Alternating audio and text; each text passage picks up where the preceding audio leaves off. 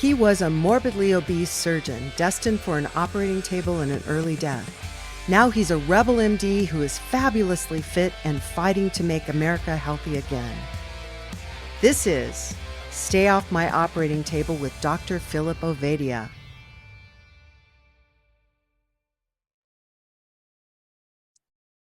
And we are back for episode something of, I've tracked it, Phil, but I don't remember. We're at 60 some odd episodes now.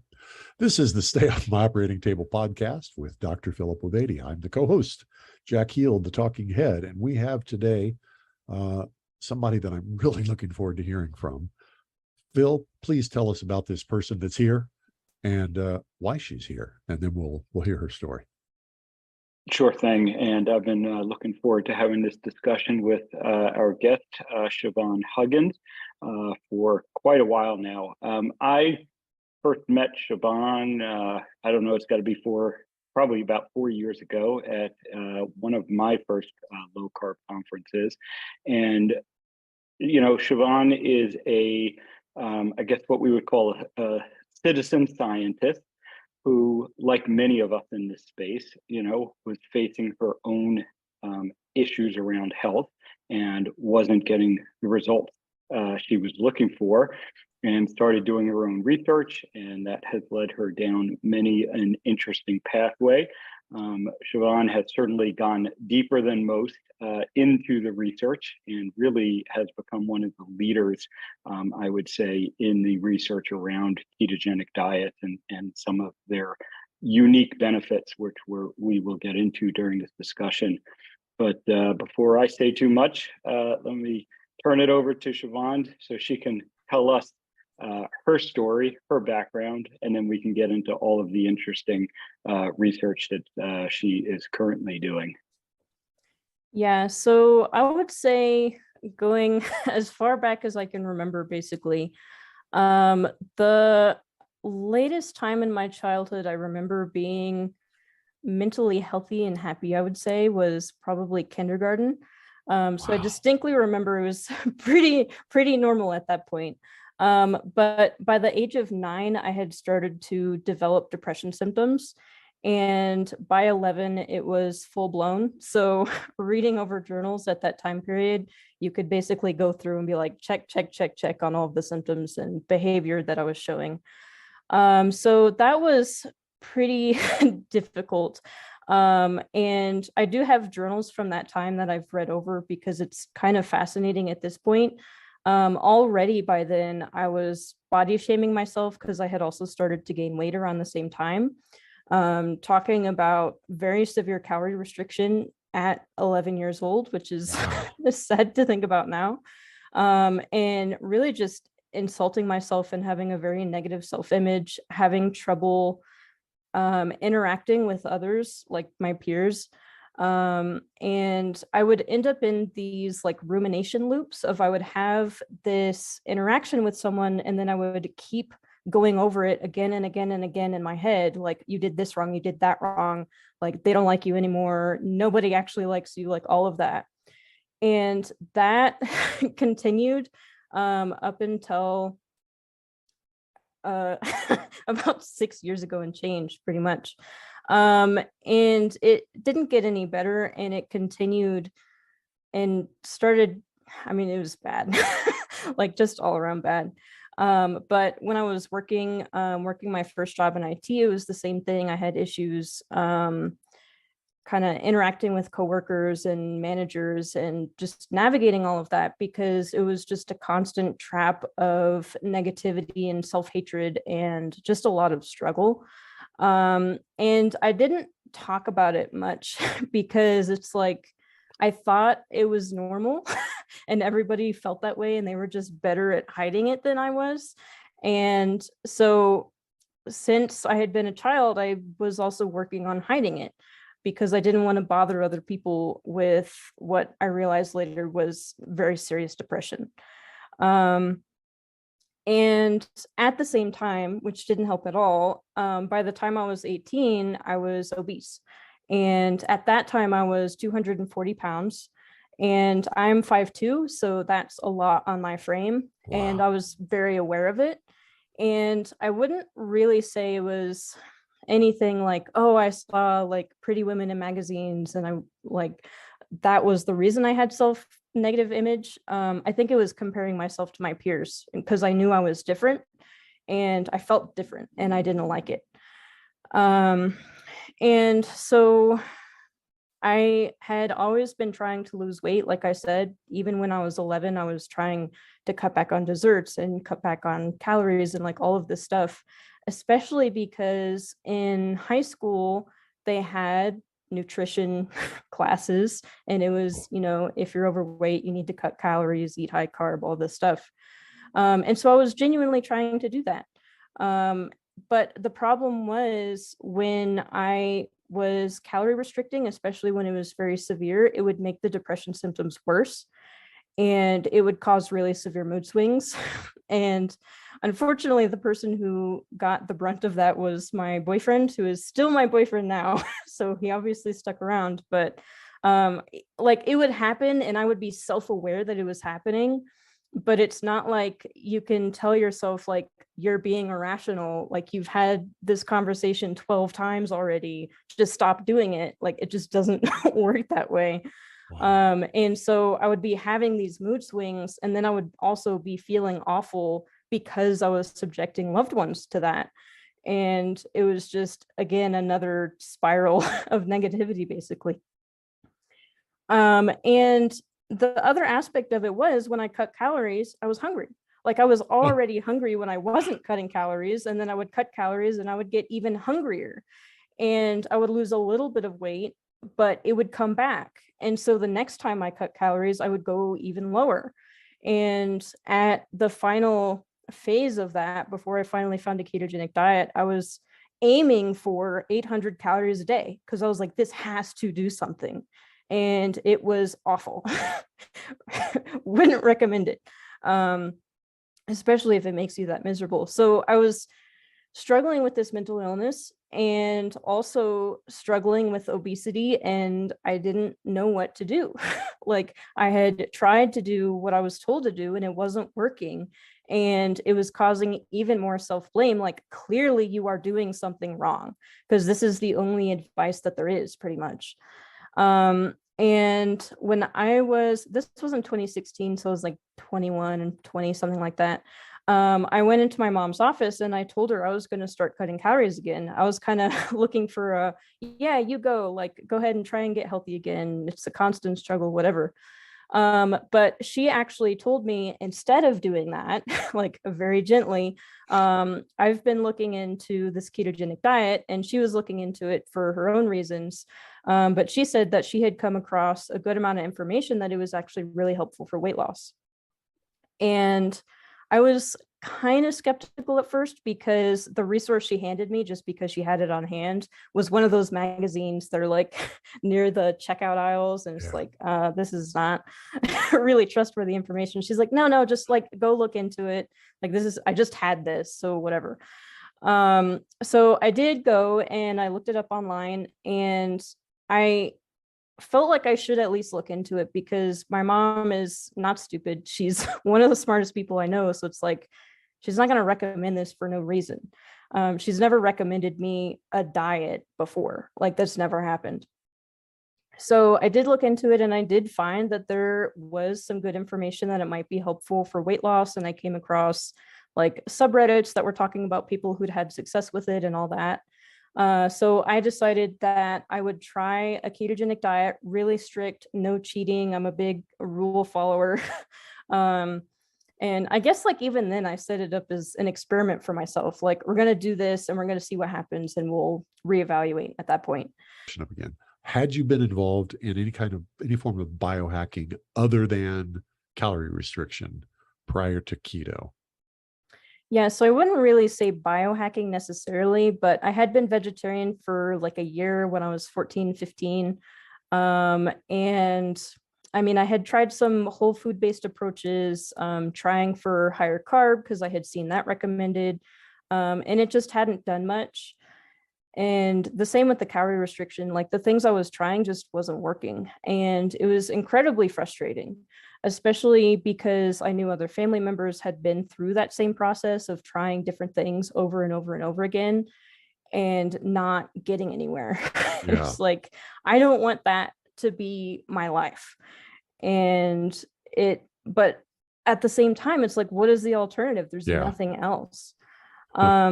But yeah, so I had decided to try a ketogenic diet for 2 months, really strict. And if it worked, then even at the beginning, I was like, if this works, then I'm just sticking with it forever because I don't ever want to go back to where I am.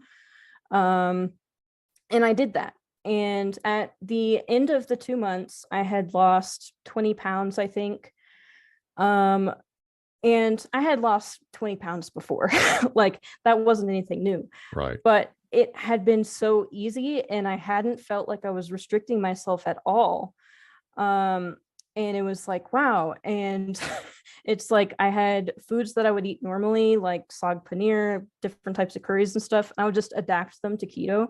It's like, okay, I'm eating this stuff now. So I was pretty happy with just how easy it was. And one of the things I had focused on in the beginning was memorizing really low carb ingredients. So I didn't have to continue tracking because I really, really hated tracking. That's cool. Yeah. So it's like, this is a barrier for me. So I'm going to tackle this as soon as possible so I don't have to deal with it. And that was pretty successful. But at the end of the 2 months, the thing that would like really cinched it for me, like, okay, this is the thing for me, is I had been standing in a parking lot of like a farm store that I had gone to with my mom.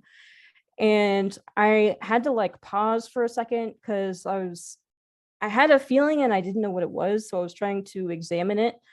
And I realized after a second that I was content with my life and I was grateful for my friends and grateful for my family and grateful for my boyfriend and grateful for my life and really happy with myself for the first time since probably kindergarten. Wow. And I realized that I was not depressed, like at all. And there were still, I think, lingering issues that I had to work through. Like one of the issues with depression is that it caused that ruminating, Right. and that resulted in social anxiety. So the social anxiety was, I think, like a thought pattern habit in a way that I had to undo. And I largely did that at my first keto conference. So I was practicing like going up and talking to people and like giving myself new information with a clearer head. Like, this is how people react when you talk to them and ask them questions. And they were always super happy and friendly and glad to talk to me and happy to have me in the community. And so that really like planted the seeds for me to have a healthier mindset. And I do like still sometimes have a little bit of social anxiety, but it's something I can be like, yeah, whatever, it's fine. Like, you're overthinking it, don't worry about it. Phil, did you, we focus primarily on the health benefits, on the physical changes, the physical transformations that occur. And I'm aware that when people get physically healthy, they're likely to become more mentally, to have a mental boost as well. But you and I haven't ever really talked about this. Did you experience a mental and emotional, a permanent mental and emotional lift as you began seeing the pounds melt off? And I mean, what Siobhan's reporting here is almost a personality transformation, or at least how you met the world has shifted. Did you have the same thing? I certainly noticed change in my mindset, I would say. And, I certainly was not starting from anywhere near as difficult a place as Siobhan was.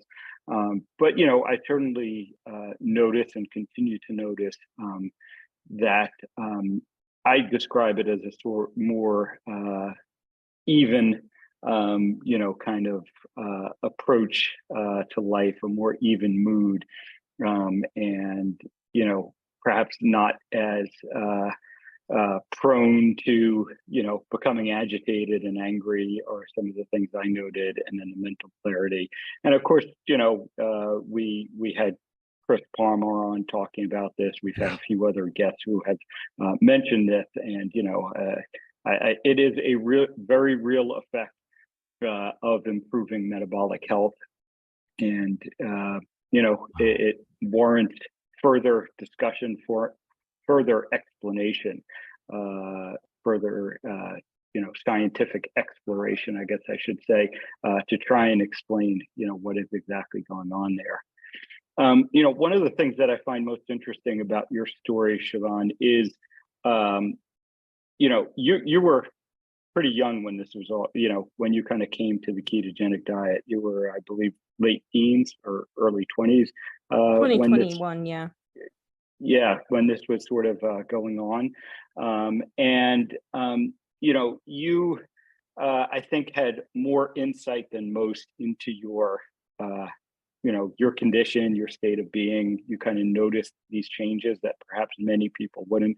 But you also kind of came at it with a very scientific approach. And I'm just wondering, what was your thinking as you were starting this, as you were going through it? You kind of mentioned that you were, skeptical at the beginning, and your mom had, basically bought you one of those supermarket tabloids to introduce this. But yet you were open to trying it, obviously. And then I think you had a very analytic approach as you, went through it. And, that leads into a lot of what you're doing today, obviously, as well. So I'd love to hear more about that sort of mindset, how you approach this. Yeah, I guess that's just in my personality, maybe. Like, I tend to get a little bit obsessive about things, if you haven't noticed. And I just wanted to make sure it was going to work. And so I knew if I kind of went into it half-hearted and had like a cheat day every week or something like that, it might have made it more difficult for me, and it could have interfered with the results. And then I could be missing out on something that could actually be helpful, because I had seen some papers published on low carb diets and subreddits, like I mentioned, of people talking about their experience with it. And so I was like, okay, well, I have to really give this a good try. For one, my mom recommended it, and so it kind of has a +1 next to it, like a little bit more credibility. And I was also seeing similar experiences from other people and some in the published research. And I just wanted it to work. And in order for that to happen, I had to be really strict about it. And the other thing is, I think like when there's gray areas for me, it just gets a lot more complicated. So I want really easy to understand rules. Like, okay, a ketogenic diet is under 20 grams of carbs. And around when I started, mom also gave me a copy of the obesity code. And so I was like, I'm not going to calorie restrict either. I'm going to eat until full every single meal. I'll eat when hungry. I'll not eat when not hungry. It's kind of easy to follow, like, okay, here's what I'm going to do. I know exactly what I'm doing. It's not confusing. I can easily look at a thing and be like, okay, that's not on my plan. Like, that's going to mess this up. And it just made it easier for me, I think. So that's why I did it that way, is I wanted to see if it really did work. And I wanted it to be as easy to understand as possible, because it was this new thing. Like, I had no experience with low carb diets at all. So yeah, I think it was just like my brain. It's kind of weird. I know we kind of dropped into the middle of your story there, but I have a undisciplined, promiscuous curiosity, and I want to follow up on the emotional and mental changes. I know that you now have a role with, what is it, the carnivore code? So there's the cholesterol code. Cholesterol code. Yeah. And that is, well, why don't you explain what the cholesterol code is? Because that will lay the groundwork for my follow-up question. Yeah, so the cholesterol code is a blog that was started by Dave Feldman, I think in like 2016 or something, maybe earlier than that. But it's kind of funny because a lot of my origin story goes back to Keto Fest, which was a ketogenic festival, basically like a big party that took place in New London, Connecticut in summer of 2017. And I got involved with that because I had been an admin for the Ketogenic forums, and that was run by the same people who were putting on Keto Fest. So I went there as staff. And I actually went there with my mom, and some of my experiences there actually have an interesting like reflection point that I'll circle back around to so I can actually answer your question first. So that was actually where I met Dave Feldman for the first time. So I knew of him in passing because he was also an admin, but we hadn't really talked one-on-one that much. But I had mentioned that at the time I was working in IT, and when he was talking about like all of this cholesterol metabolism stuff, he was talking about it in terms of distributed object networks and like very techie stuff, basically. And I had had conversations about distributed object networks with my dad since I was like a kid, because he's also an IT person. And so it was super fascinating. I've never had conversations like that with my daughters. Well, in fact, if I said the phrase distributed object network to either of my daughters, they would probably instantly fall asleep. So yeah, I've been interested in computers for a long time. Like I liked tinkering with my own, and eventually I got into working at a help desk and doing some scripting work and stuff like that. So it was like, I know exactly what you're talking about. This is awesome. Dad has told me about how awesome all this stuff is. So, and the other aspect is, if you've ever met Dave, he's a super fascinating dude. And I was immediately like, I have to know more about this person. He's so friendly. It's bizarre to me. And he'll give you like so much of your time. So anytime there was an open seat next to him, I would immediately sit down and start asking him more questions of like, okay, HDL, like, what is it for? What does it do? And there was some stuff that he would just be like, this could be the case, but I don't know. Like maybe LDL is used in the immune system, but I don't know. And I could tell at that point, probably because I'm very familiar with my dad also, like this dude is so busy. If I wait for him to answer these questions, I'm going to be waiting forever. And I really want to know the answer. So, so I think I know what's coming. Yeah. So I had participated in an event that was going on, which was the Keto Fest cholesterol drop experiment. And through that process, I happened to get Dave's cell phone number. And so I started texting him unsolicited. It's like, what do you recommend for learning about cholesterol, like all this? And he recommended Peter Attia's The Straight Dope on Cholesterol. And I started reading it, but it hurt my head. So at the very beginning, though, it says, if you want to be a citizen lipidologist, read these two textbooks. And it was clinical lipidology and therapeutic lipidology, I think. And so I got copies of those and I started reading them on the bus back from Connecticut. So I'm a voracious reader. And just the two titles of the book, just not remotely interested. So I applaud you. Clinical lipidology is actually really good, and I love it. But so for a frame of reference, there was a period of time in my life before Keto Fest, actually, where I was reading about 170 books a year. So like it was a new topic, but I wasn't unfamiliar with reading stuff. I like to learn stuff. And before this point, it had been more passive learning. Like if someone came onto the ketogenic forums and was like, how like do sweeteners impact insulin or whatever, I would go digging through PubMed and read them and say like, I think it means this, maybe, hopefully someone else can comment and correct me or whatever. But it wasn't something I was actively seeking out. It was more to help other people answer questions. But when I connected with Dave, it was like, all right, I'm going to start learning about this. And I wish I could go back through, because we were communicating over Slack at the time, and I would send like these massive walls of text of like, I've been reading through this and I found this, and here's what I think is happening and blah, blah, blah. And those time periods were a source of like still anxiety I was working through, because I was like, he's going to respond, he's going to be like, I'm busy, or like, I'm not, stop talking to me. But instead he responded with as much enthusiasm as I was giving him, and I was like, this has never happened to me before. Like I would get Wow. super interested in topics and people would just glaze over and slowly sidle away. But instead, I had met someone who could meet me at that level and even trump me in some ways and be like, but did you consider this?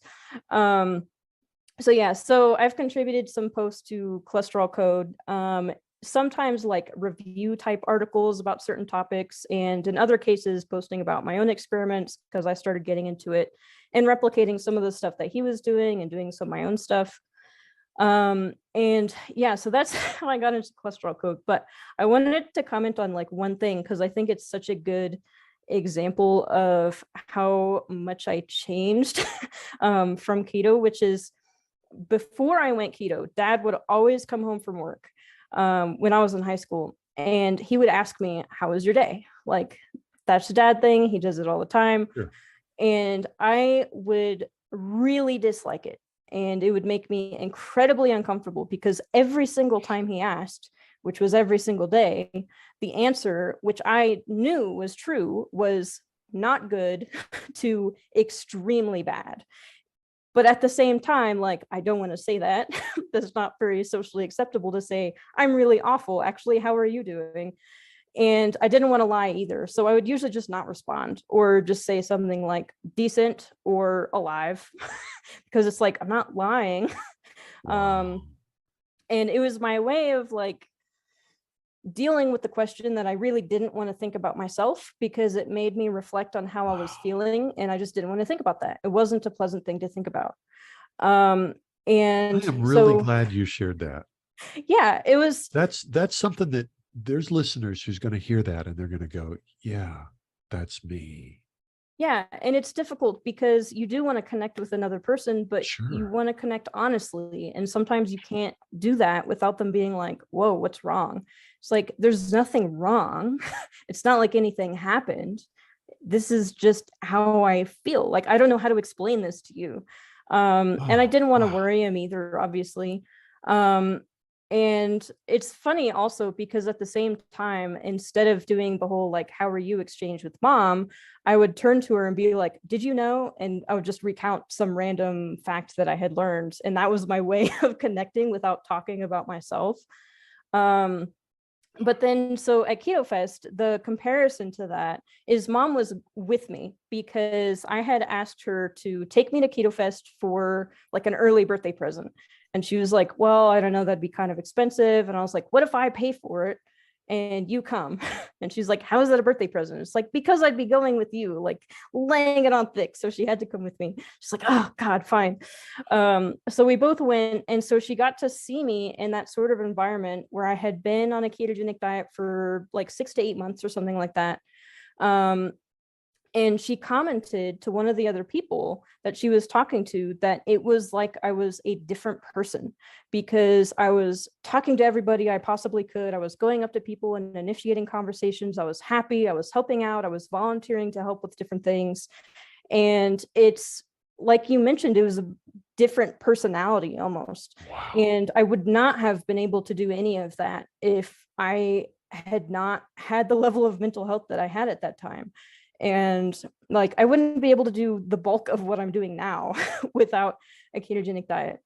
And like there's one thing that people have asked me that I find interesting, but I also have comparisons for it. So I can actually kind of answer, which is, weren't you just less depressed because you lost weight and were more skinny? And it's like, okay, well, like I mentioned, I had done calorie restriction and I had lost 20 pounds before, and the depression had never gotten away. And in that context, it had gotten worse. So this was the complete opposite, where by the 2-month mark, I had lost 20 pounds, which is something I'd done before. But in this context, the depression was gone. And so I don't think it's just like, oh, I had better body image or whatever, Yeah. and so I felt happier. For me, I think it is a metabolic thing. And I also have hints of that because if I accidentally have non-ketogenic food, like sometimes there's flour and sauces at restaurants, I'll start getting some of those anxiety and depression symptoms again. So I do have to be careful. Like even over 6 years in, I still have to like, I mostly don't eat at restaurants anymore because I don't trust them. Chris Palmer, and this is almost a direct quote, said to us, he is at a point now. You know who Chris Palmer is? Mhm. Okay. Audience, Dr. Chris Palmer, season 2, episode, I don't know, 28 or something. He said at this point in his career, in his practice, he's convinced that all brain dysfunction is metabolic dysfunction. Yeah, I would And say it blew my mind, and it blew his mind when he started seeing it. So it's what you're describing is very consistent with what one of the leading psychiatric researchers in the country is finding.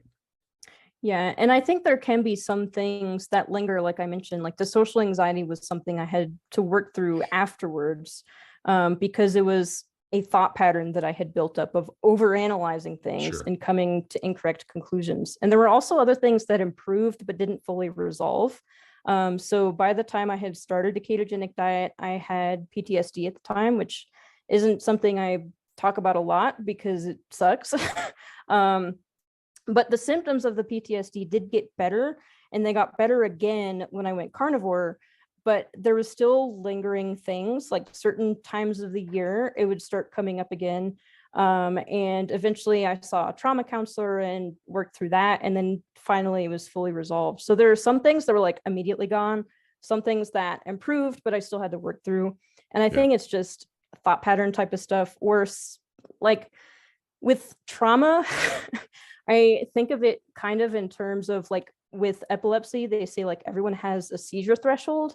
And I also think everybody has a trauma threshold, but like with epilepsy, the seizure threshold can vary. So ketogenic diets can make that threshold higher, so the seizures don't happen as often.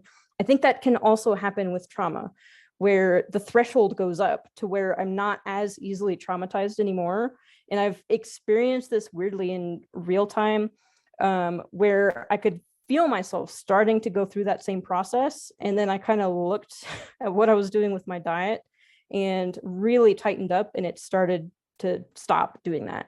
So I think for me, that's another aspect that I have to be really, really careful about.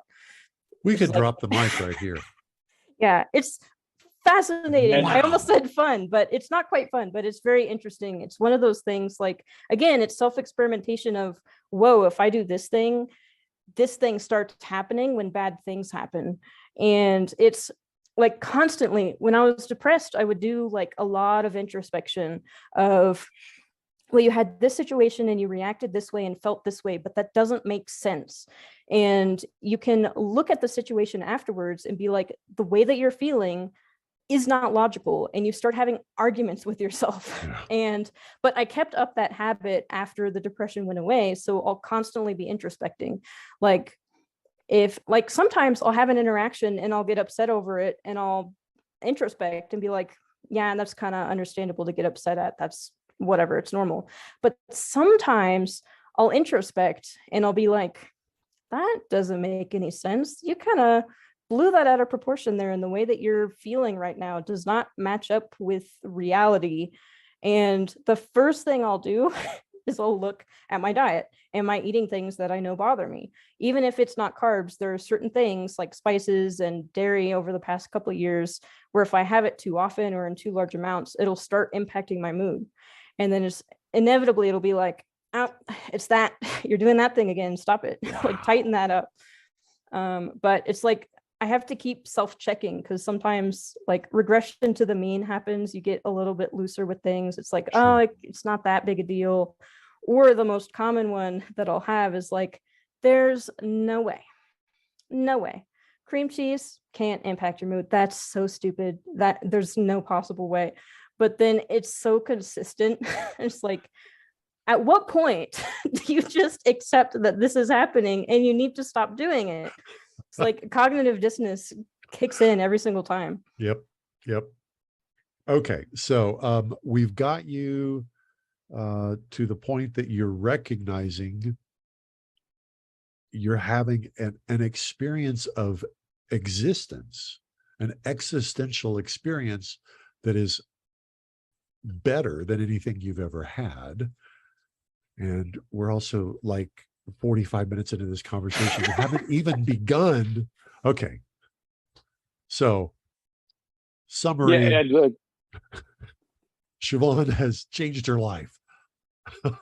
Let's Well, talk and about, so yeah, go ahead, yeah, Phil. I was going to say we can get into, because we, explored some of the neuropsychiatric, issues that Siobhan has dealt with and successfully overcome.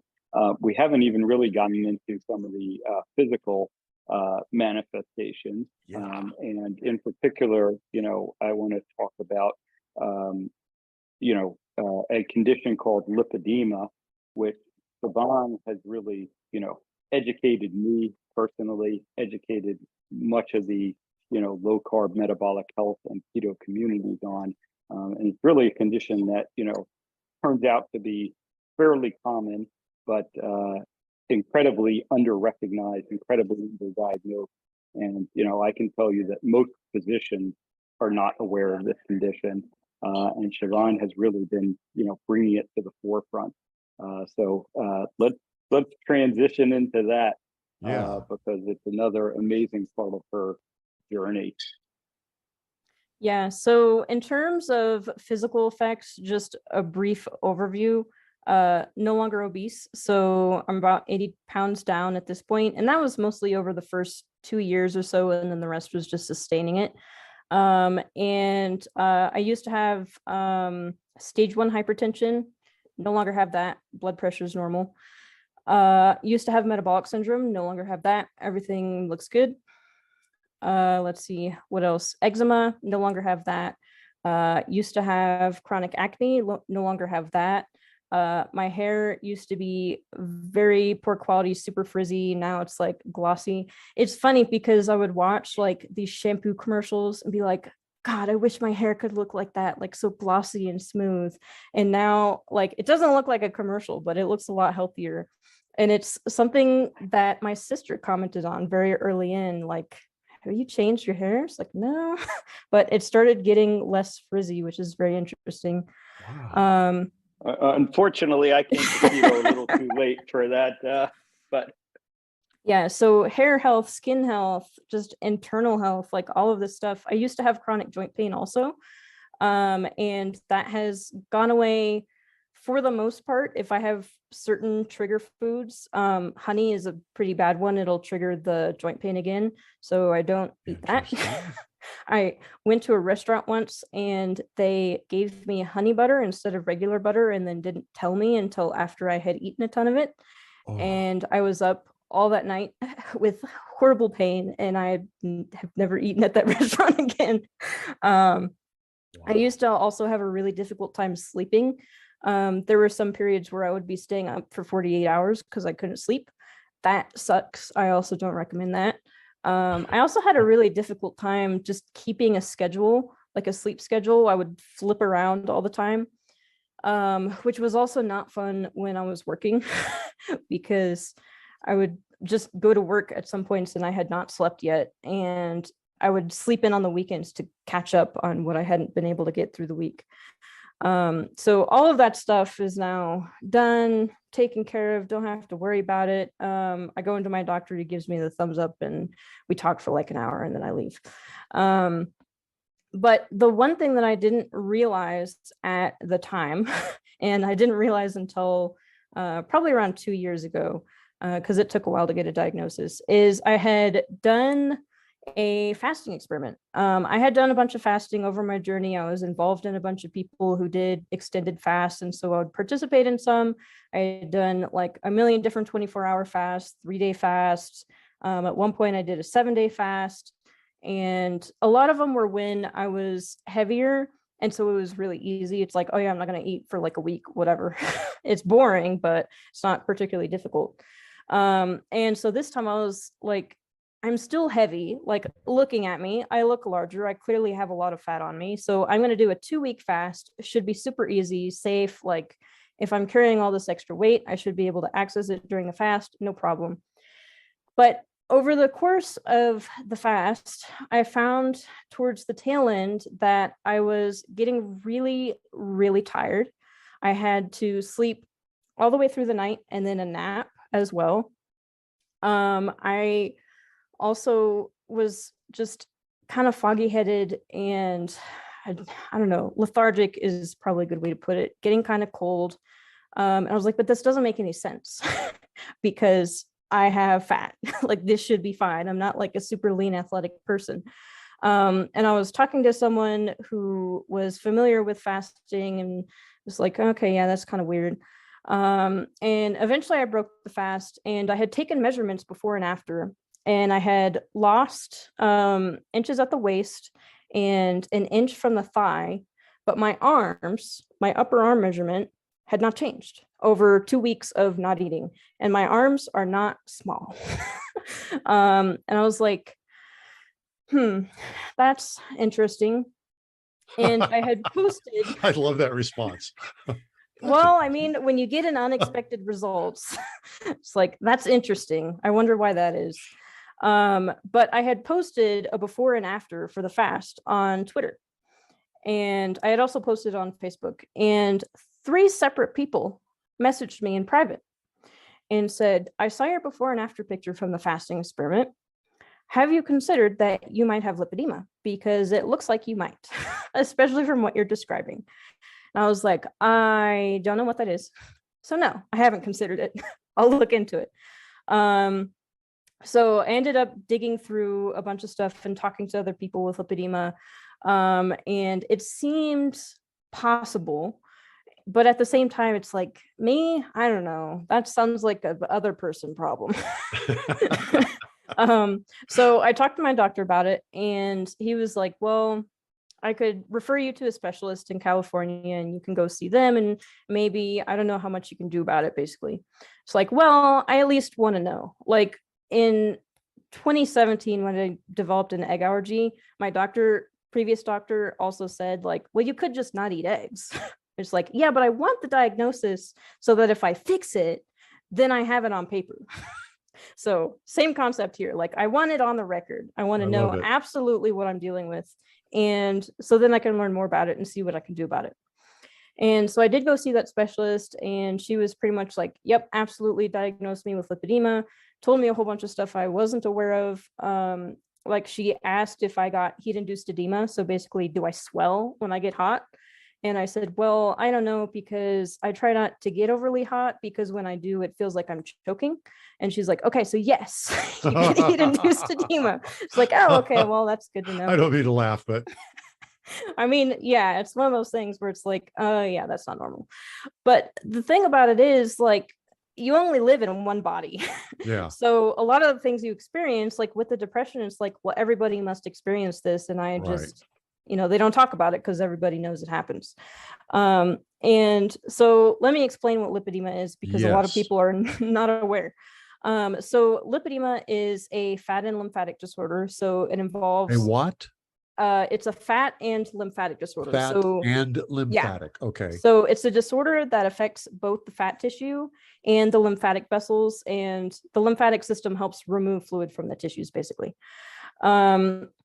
So it affects both of those, and it results in this disproportionate accumulation of fat, typically in the lower body. So I have it hip to ankle, and then it can also happen in the arms. So I have it shoulder to wrist as well, and in my lower abdomen. So it's all over the place. And the other thing that happens along with the fat gain is that the fat can then scar. And so when you try to lose weight, like when you're not eating for 2 weeks, that fat is potentially inaccessible and you can't access it because of the scarring. So there are pictures from surgeries for lipedema surgery and stuff like that, and in the standard of care paper as well, where they've removed these balls of scarred fat, basically, so you can see them. They're definitely there. And some people is just completely riddled throughout the tissue in affected areas. And you can also feel them through the tissue. I think Phil has felt mine, because I go up to people and be like, do you want to know what it feels like? But you can palpate the fat, basically, and you can feel the bumpiness and lumpiness underneath, and that is Phil's feeling his abdomen right now. I can see it. So yeah, and the other aspect is that it almost exclusively affects women. So it's like, Phil, is there something you haven't told us? I think a sort of similar thing can happen. Leslyn Keith, who is a lymphatic therapist, has commented like a sort of similar thing can happen in dependent areas if someone has been obese. And I think that can be in the abdomen. So that might be what that is. I've run into some former obese who've commented, oh yeah, I feel like a little bit of a weird texture, or it could be other things. There's a ton of weird things that can happen with fat. So you have that aspect. The other aspect, though, is the fat is painful, which also sucks. Oh, wow. So there would be, before keto, like my boyfriend would grab my arm to get my attention, like not rough. He's just putting his hand on my arm, and I'd snatch my arm away and be like, that hurts. He's like, whoa. And sometimes other people would do that, and I would react that way, and they'd be like, oh, stop overreacting. That doesn't actually hurt that bad. It's like, no, I'm not overreacting. That hurts. And so some women with lipedema may not even realize, but like when a pet sits on your lap and is putting pressure on your legs, or blood pressure cuffs on the arms, and that hurts, a lot of people don't realize that's not normal. And I didn't realize either. It wasn't until I talked to the specialist who diagnosed me that I was like, oh, that's what that is. And the other way you can do is you can palpate the fat again, apply pressure to it, and there can be a lingering soreness. And for me, it's not really there anymore. But that's the other trick aspect is when I was looking into it before I had been diagnosed, because I wanted to go in kind of having an idea of what I was dealing with, and be able to ask questions. There was a paper called, I don't remember the exact title, but it's by Catherine Sayo and Leslyn Keith, and it's talking about a ketogenic diet as a potential therapy option for lipedema. And one of the things they commented on was that ketogenic diets can help with lipedema-related pain.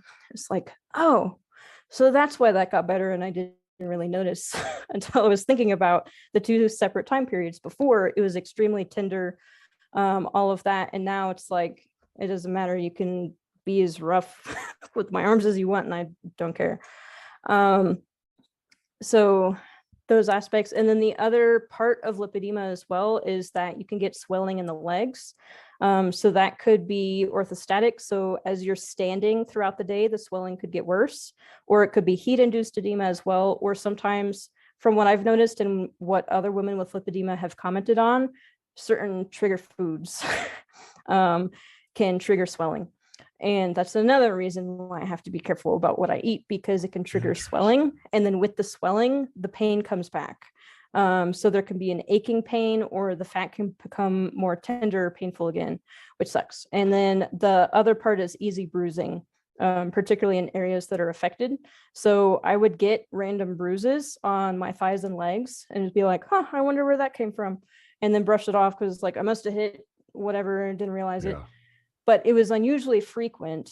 And since I've gone high fat carnivore, actually, that easy bruising has, not happened in over a month now, I think. So there are different things that can impact it, which is good. So ketogenic diets are one aspect of that.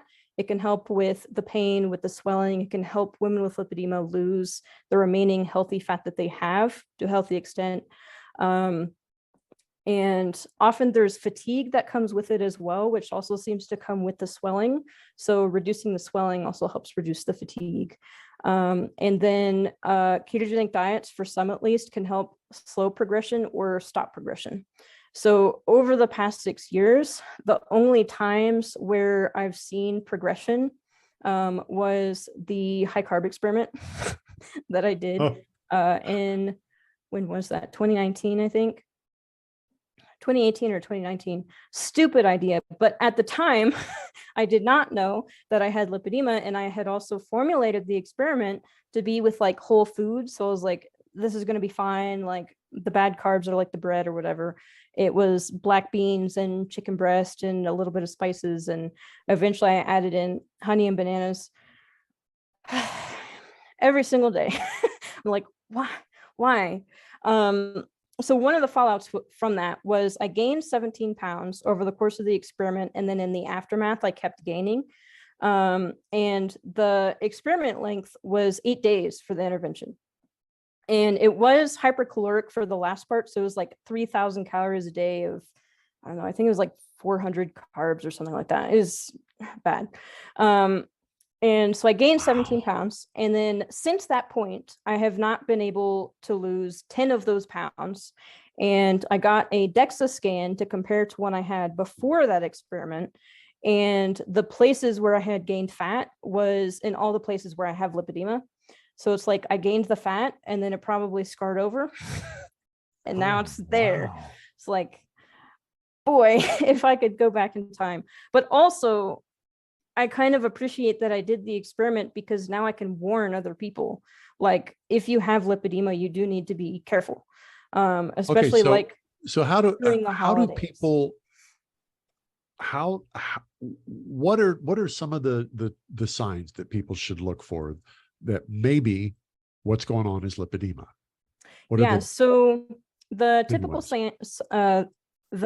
signs, are the disproportionate fat gain, as I mentioned, so in the lower body.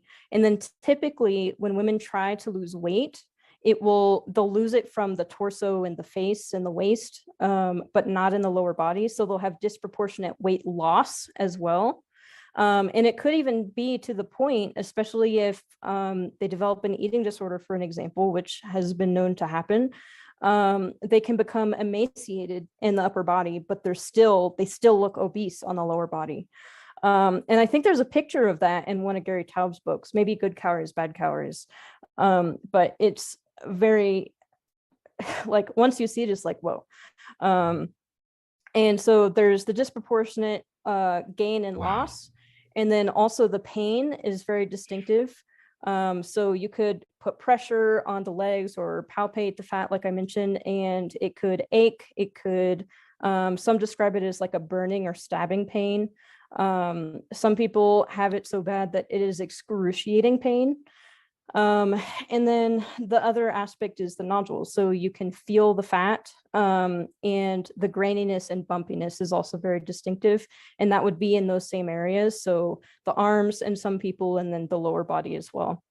And this is because the lymphatic system does an insufficient job of flushing the fat tissues. Is that right?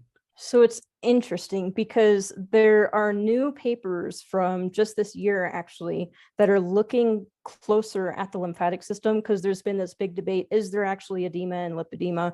So they're trying to investigate it, get better quality imaging, stuff like that. And they found that in the very, very early stages of lipedema, so you can go from stage 1 to stage 4, where stage 4 is very severe and stage 1 is kind of the beginnings of it. In the early stage, the lymphatics appear to be working overtime. So they're pumping faster than normal to try and get excess fluid out. And there's other papers that talk about the capillaries, the blood vessels in lipedemic areas are leaky and dilated and releasing more fluid into the tissue. So it could be that what is happening is the capillaries are releasing this fluid, and then the lymphatics are trying to take it up. And then over the course of a long, long time period, years and decades, the lymphatic system eventually cannot keep up and starts to become damaged and fail.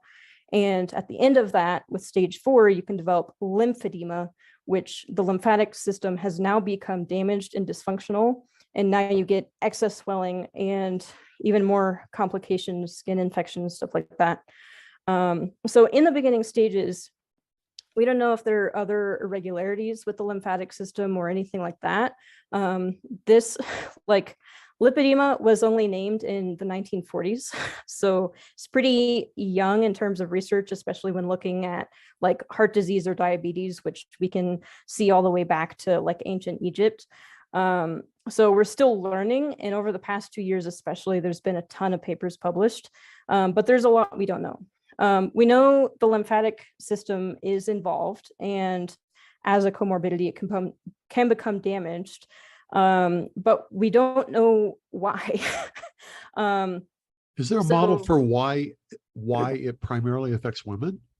So it seems like there might be a hormonal component, because the other aspect that was of my it first is, thought.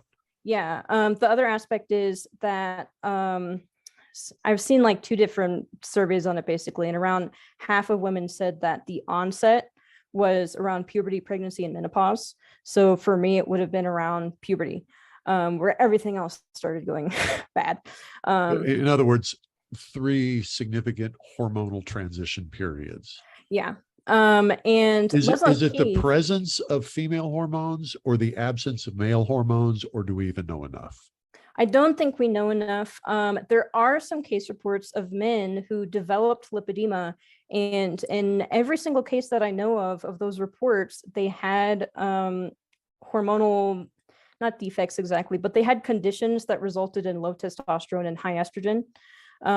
So it seems like there's a hormonal case to be made, but I don't think we know the specifics.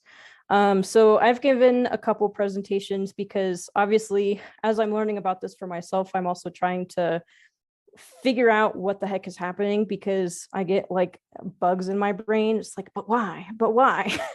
And with lipedema, there's multiple different things that show there are potential connective tissue abnormalities. So there's hypermobility that is common. Around like 58% of women they looked at with lipedema were hypermobile, which is more than the general population. That means that joints are overly farther flexible than they're supposed to. Okay. Yeah. And the interesting thing with that is when they looked at it per stage, the rate of hypermobility went up and up and up for each stage. So the more severe the lipedema was, the higher the rates of hypermobility. And in stage 4, it was something like 80% had hypermobility. So something funky going on there. Wow. And then there's also some like aortic stiffening that is more common in women with lipedema, at least from initial reports. And that's also seen in a genetic condition called Williams syndrome, which affects basically a whole range of different things throughout the body. But there are part of the genes that are affected in Williams syndrome are connective tissue related, and they also have the aortic stiffening. And they think what it is the connective tissue in the aorta is not formed properly or maintained properly, or something's going on there. And so it stiffens as a result because it's hyperflexible. And so there's that aspect. And then there are also changes in the blood vessels that indicate there's potential connective tissue changes there as well that's affecting them, maybe impacting why they're leaky or dilated, all that type of stuff. And a couple other things too. But basically, there's a common thread. Something is weird there, even if we don't know precisely what. Wow. So my kind of latest thinking is maybe the issue is a connective tissue problem. And like, let's say you have someone who's wonderfully healthy and all that, and they also have this, maybe this pathological symptoms, the kind of harmful symptoms of the swelling and the pain and all that type of stuff won't occur if that's the only issue they're dealing with, and they can kind of mitigate those issues. The immune system's not overtaxed by metabolic syndrome, all this type of stuff. They can repair and remake the connective tissue. Like the person's eating a healthy diet, they have all the stuff they need to make stuff. But if you have someone who is going through periods of stress that may affect that aspect, then you may start seeing issues. And Leslie Keith was actually the one who pointed out to me that puberty, pregnancy, and menopause are not only times of hormonal flux, there are also times where we can become naturally insulin resistant because they're stress periods. Like it's a lot of stress to grow as a human being during puberty, and you're also adding in the hormones during that point. Pregnancy, you'll also become insulin resistant to gain weight, and it's also a stress period. And then menopause is not quite the same hormonal area, but it can be a time period where women start more rapidly developing metabolic issues, diabetes, heart disease, which indicates they're more susceptible to health problems in general, which may mean they're more susceptible to problems from lipedema. So that's kind of my current thinking, and there's a ton more to go into that in terms of the specifics and what exactly may be happening. But the very, very short overview is potentially what's happening with the scar tissue is that, normally fluid comes into the tissue and the elastic tissue will kind of act like a rubber band and push back against that and then push the fluid back out. And with Williams syndrome, what seems to happen is the fluid comes in and the elastic tissue is more lax, so kind of like a taffy, so it stretches. And the interesting thing with Williams syndrome is around 30% of them or so develop a lipedema profile, like a phenotype. So they have the disproportionate fat. It looks like someone has lipedema, but they're missing some of the aspects. So they don't have the easy bruising. They don't have pain. So it's like, okay, there's something a little bit different. And so I'm wondering if maybe what's happening with lipedema is the fluid's coming in, and because of a potential underlying connective tissue disorder, maybe instead of stretching normally like a rubber band or being lax, like the taffy example, it's breaking. And so if it's a weak connective tissue, then that would explain the easy bruising, because the connective tissue helps support the blood vessels. So if that's weak, you could have easier bruising from that. If you're also breaking connective tissue in the fat, like that supportive network is extremely important for fat health. So if you're disconnecting chunks of fat, maybe they're becoming damaged and injured and scarring over after that continues for a longer period. But I don't know if it's true. It's just what I think about. It begs the question, is the way that you care for yourself in terms of your diet, is that making a positive impact on your experience of lipedema? I would say yes. So like I mentioned, the bruising is almost gone with the way that I currently eat. I haven't had any random bruising in over a month now. And if we believe that the bruising and the connective tissue faults are connected and they're reflecting each other, if one is causing the other one, then the decreased bruising might suggest that my connective tissue health is better eating the way that I do. And the other sign of that actually is I do have hypermobility, like I was demonstrating before. And if I'm not eating as well, or other things like if I don't sleep enough, my arm can start subluxing. So the joint will try to move out of the socket, which is, it feels as gross as it sounds, and sometimes it's painful. But with the way I eat now, that almost never happens. It feels pretty solidly in the socket, luckily. Like I'm still hypermobile, but it's not to as severe an extent where, like, if it were worse at the far extreme, you could accidentally dislocate from doing normal activities. Thankfully, I've never experienced that. Sounds horrible. So that has also improved, which is another sign that maybe connective tissue health has improved. Yeah, and it's interesting that, connective tissue disorders, specifically, there's one called Ehlers-Danlos, where they have that hypermobility and they dislocate joints easily. And that is another condition that I know of people have improved it with, carnivore, ketogenic, diet. So it's just interesting to see how this all starts to come together. And, you basically, you started on a dietary therapy to address a problem, and then you unmasked essentially another problem, which has also improved, with that same dietary therapy. And, that just has to lead you down the thought pathway that these are somehow related. There's I'm forgetting the name of the sort of principle in medicine that, if a patient has two diseases, it's more likely that they have a common root than that they're two, truly distinct disease processes. Yeah, for sure. And it's fascinating. Like I've definitely heard just anecdotes, of course, but people with Ehlers-Danlos syndrome and Marfan's as well, who said that their symptoms improved with the ketogenic or sometimes particularly a carnivorous diet. So it's like, ooh, that's interesting. And then in terms of like other symptom improvement real quick, the pain, like I said, is pretty much gone. Like I'll sometimes get aches, but it's usually along with swelling, and I can do things about that.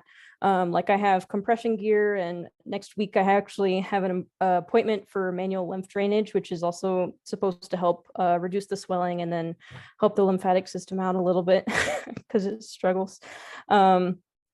And so the thing with lipedema is, like, it's not only a ketogenic diet, but it seems like a ketogenic diet is this important keystone that makes every other aspect of management way easier, especially because women with lipedema can have depression and anxiety and body image issues. And just like I've experienced, the mental health benefit helps a lot too when you're dealing with a really honestly sucky chronic condition. Like having the mental stability and just like groundwork for that to deal with, like, okay, I can handle this. Like, I cannot even imagine if I had been diagnosed before finding keto, the devastating impact of that, because I was already dealing with so many other things. And then adding that on top is really difficult. And I've heard from women who are often in that position with lipedema where it's just a nightmare. But there are also many of those same women try ketogenic diets and a more holistic approach to dealing with it, and it's life-changing. Like, quality of life improves, depression symptoms can lessen, it gets easier to deal with. You have the sense of community as well, because a lot of other people are doing this. And it feels like you have tools to address issues that you were having, even if you didn't realize you were having them. So all of that is good. And the other aspect, again, is, like I said, except for the high carb experiment, I haven't had any progression in 6 years, which is pretty cool. And the interesting thing in my case is, if I hadn't gone on a ketogenic diet, I might not have been diagnosed so early. I probably wouldn't have been, because I not only had lipedema, which was on the lower body and the arms, but I also had central adiposity. So I had stomach fat. What? I had central adiposity, stomach fat, like visceral fat. I was obese all over, and then lipedema underneath, like hiding sneakily underneath. So looking at me, you would have just been like, well, she's obese. Like, of course she's fatigued, of course, like whatever. But then it was after the weight loss that people were like, because it came off disproportionately. So it's very interesting. And I definitely did lose fat in lipedemic areas. Like, I lost something like 10 inches off of my waist, I think, almost exactly 10 inches, but then also 10 inches off of my hips. And I'm affected there with lipedema. My thighs have definitely gone down in size.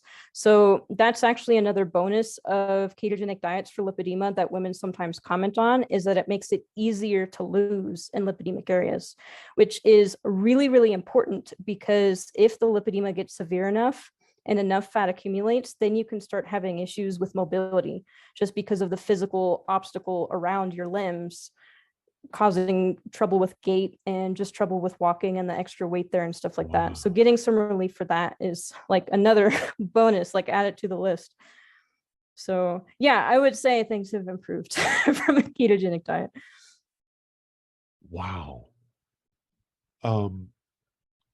I love the way your mind works. I want to ask you more and more questions, and I'm also aware of the time.